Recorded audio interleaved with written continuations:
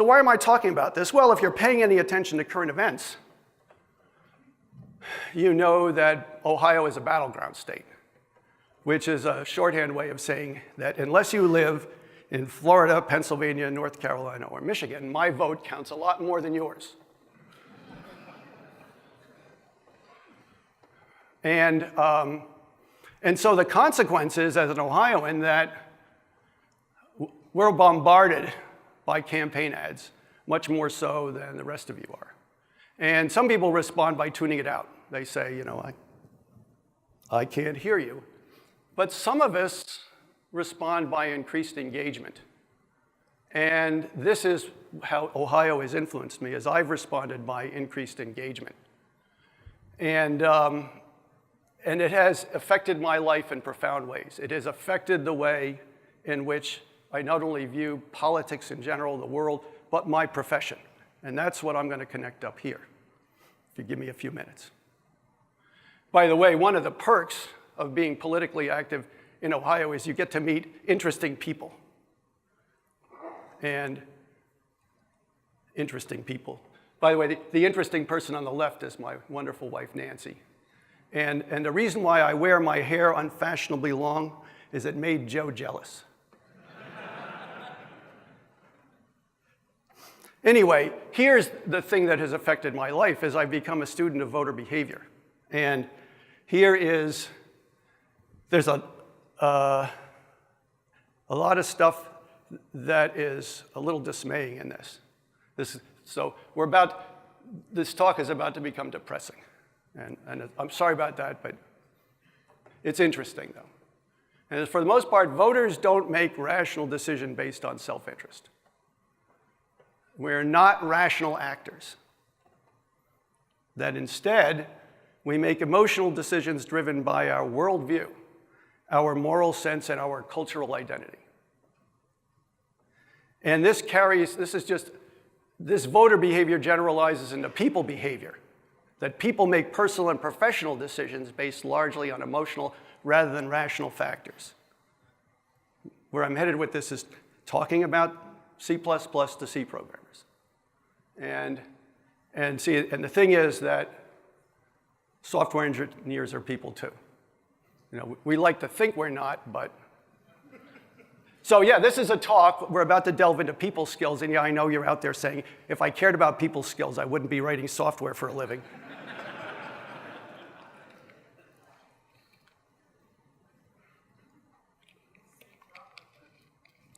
Pardon? Yeah, well, I'm going to try to stay away from that because I may lose half of my audience if I start staking out a position here. But so how do we know the things that I'm about to explain to you? And there's a lot of science this. Now, yeah, it's social science, psychology, it's political science, stuff like that, but it is science. And we'll get there in a second, but I don't want you to remember just one thing, and what is that? Yeah, if you're arguing, you're losing. Yeah, and so what I'm about to talk about here is a combination of these various fields, which, by the way, I spend an awful lot of my discretionary time doing this. It's fascinating. And I will tell you that I wish I had known a lot of this when I was younger. I think it would have helped both my professional career and my personal life in a number of ways to be more aware of human behavior. Because I was pretty blind to this when I was younger. And like, as Bobby was saying, you know, I was a hard ass as a teacher, and I'm not sure it served me. I mean, in Bobby's case, I guess it served him well, but you know, that doesn't always work so well in life.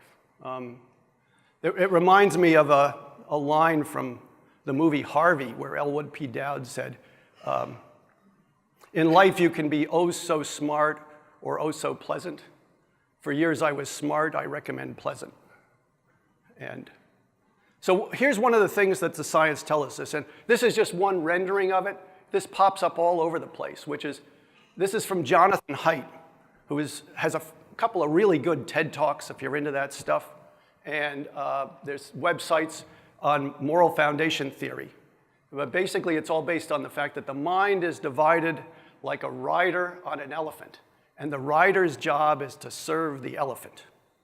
In other words, the elephant goes whichever way it wants, and the rider's job is to explain why that was the rational choice.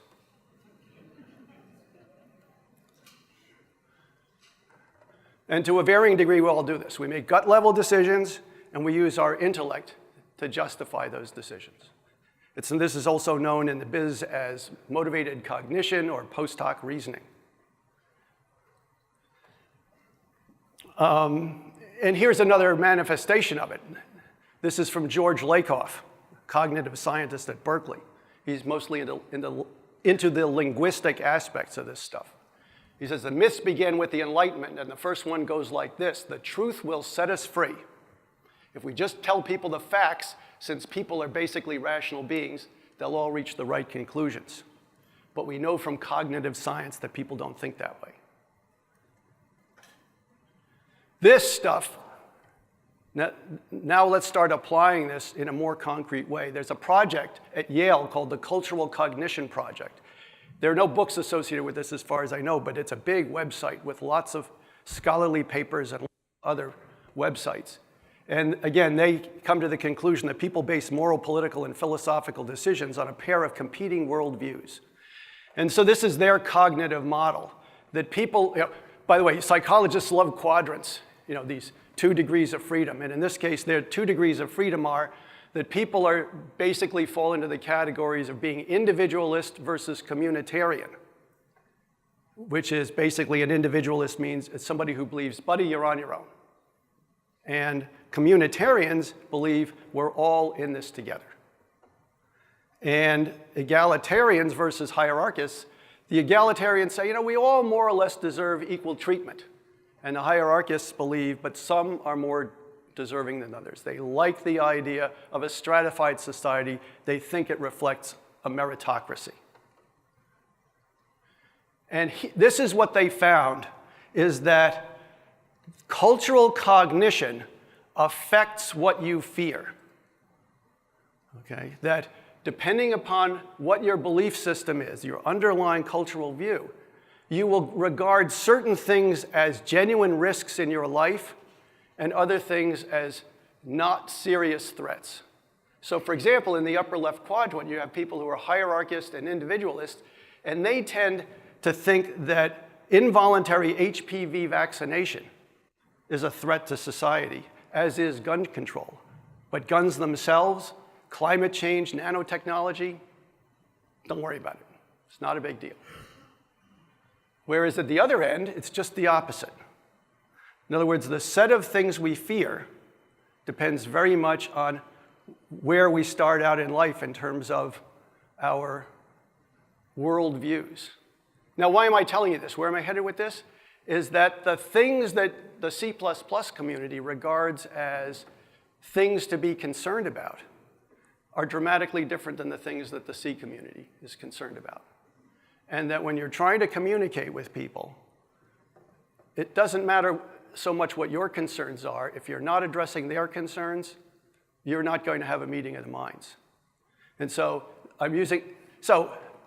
do I have proof that this sort of modeling applies in these computing problems? No, I don't. But my life experience tells me, yeah, software engineers are people, my friend. And these kinds of factors are at play. We just need to discover what they are and learn to apply them. There's another paper by Kahan et al. About motivated numeracy. And this one is just a head shaker. Here's what they did. They gave an experiment where they first showed people some statistical results on the effectiveness of using a skin cream to prevent a rash. And they asked the subjects to interpret the data. Does using this cream improve or worsen your odds that the rash will be cured? And they mixed up the data by changing the labeling and gave it to different sets of data and plotted how people were able to interpret that data. And then what they did was they relabeled it about gun control, about whether or not gun control laws increase or decrease crime in an urban area. And they gave the same people the same data, relabeled, and what they found was that otherwise numerate people who could interpret data were likely misunderstand the data if understanding it challenged what they already believed. This is what we're up against. This is why, after doing those articles for embedded.com, I actually got, nobody said, hey, I was wrong. You're right, look at the data. Instead, they gave me reasons why my data wasn't valid. Reminds me of this quote from Jonathan Swift, that reasoning will never make a man correct an ill opinion, which by reasoning he never acquired.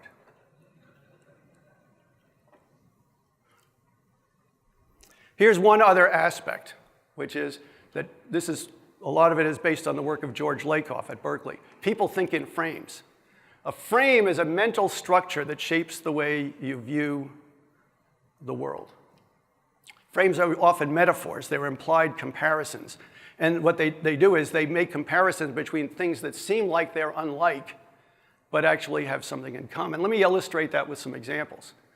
Morality is a very intangible entity.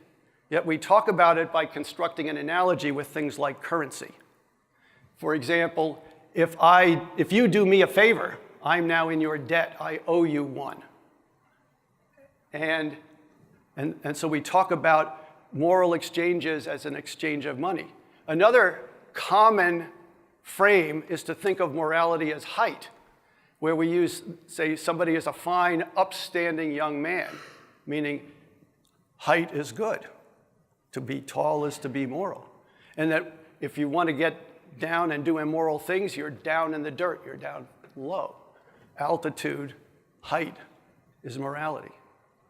Now I'm going to connect this up with politics, and I'm going to connect this up with computing, which is that language choice actually skews political debate. I'm doing this for illustrative purposes, not to get you hot under the collar. Here's an example. This is a really good one. You hear politicians talk about tax burden or tax relief. This is a wonderful frame for skewing the debate in a given direction, because what does it do? When you juxtapose anything with the word burden or relief, what does that say about the something? It's an affliction. It's something that is bad, and that anybody who relieves you of that is a good person, and anybody who tries to do otherwise is a bad person. What it does, next time you're listening to a debate about taxation, listen to the wording they use, because this immediately frames it as taxes are bad and tax cutters are inherently good people. Now, that may be a good position, but I'm saying is language skews the debate. Right to work. If you know anything about labor laws, this is commonly cited phrase. What does this do? Well, who could be against the right to work? Evil unions. Unions are an oppressive force because they're trying to stop people from working. Now, is that an accurate characterization? That's the subject of another talk. But this is framing in action.